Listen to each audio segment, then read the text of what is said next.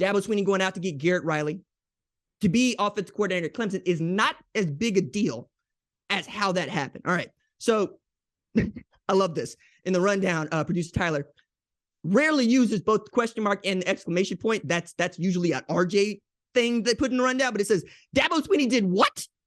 Because the point here is that he fired his offensive coordinator, longtime quarterback coach, Brandon Streeter, on Thursday and hired TCU offensive coordinator Garrett Riley a day later.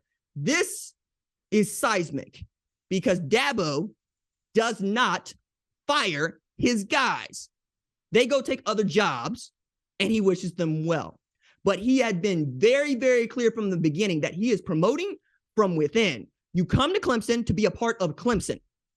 And he kept that not just with his roster, but with his coaching staff. So when you saw guys like Tony Elliott and Jeff Scott, or even Chad Morris take other jobs, he always elevated from within. Brendan Venables goes to Oklahoma. He elevates Wes Goodwin. Well, this year, for the second year in a row, the offense wasn't very good. Now, there are all sorts of reasons as to why the offense wasn't very good, even though Will Shipley was.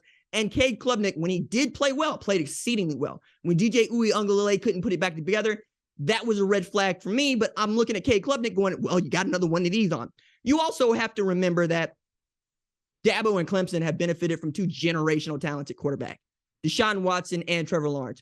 Trevor Lawrence has become so good, he could throw 4 interceptions in one football game against the Brandon Staley Los Angeles Chargers, down 27-0, go get a 31-30 win. That's just who Trevor Lawrence turned out to be, okay? We all know what kind of football player Deshaun Watson was, and we can leave it there. The point to raise here, though, is Brandon Streeter's not just offensive coordinator at Clemson, right? Or a guy that's been around on the coach staff for a long time. He's a former quarterback at Clemson from 95 to 99 and had been an assistant on the staff for the past 7 years. For Dabo Swinney to make that decision to fire his guy 1 year after he got the play calling duties signals just how dire he believed the situation could be at Clemson, even after they won double-digit games again this season. So in hiring the Broyles Award winner, Garrett Riley, you also have a guy who's probably going to get carte blanche to take a look at the rest of the offensive staff and get who he wants to get and make what changes he thinks are necessary. I think the only thing that you can be sure that Garrett Riley is going to keep is Cade Klubnik. After that, it's all up for grabs, man. And it also means you're bringing somebody into your culture that wasn't raised into your culture. And I'm really interested to see whether the system accepts this new tissue or rejects it, because there's no guarantee either way. Now, Garrett Riley, it should be said, is every bit the offensive genius that you want him to want to believe he is. It's not just what he has done at Texas Christian, it's what he did at Southern Methodist. And by the way, had a short stint as a running backs coach at Appalachia State. So he understands running the football at the same level that his brother Lincoln does. Both of those guys got started as quarterbacks at Texas Tech. Both of those guys coming out of Muleshoe, Texas. Very similar in the play calling that they use. Very similar in the hand signals they use. They be out here, throwing up these signals and whatnot, where I'm like, man, is you doing ASL out there? Nah, but everybody seems to understand what they're doing, all right? I'm also interested to see what it means for Dabo moving forward, because this is a guy who has been very loud about how much he dislikes modern football. Modern football meaning doesn't like transfer portal, okay? Doesn't like name, image, and likeness, or at least doesn't like the money around name, image, and likeness, put it that way, okay?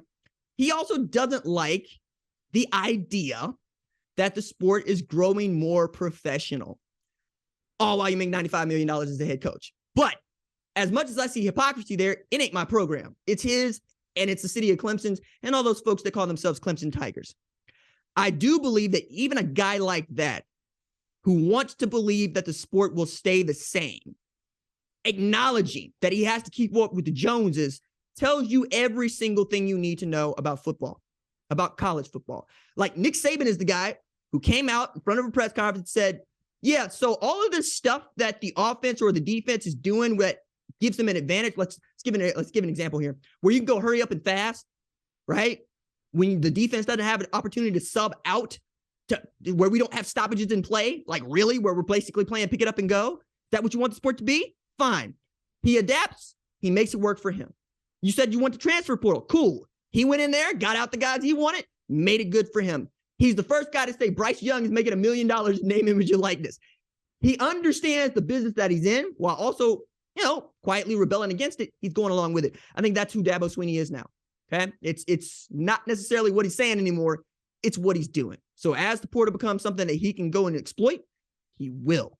As other offensive assistants and defensive assistants, for that matter, come to something he can exploit, he will. Because the name of the game is winning. Are you doing enough to win? You can raise hell if you want to, but only if you're winning.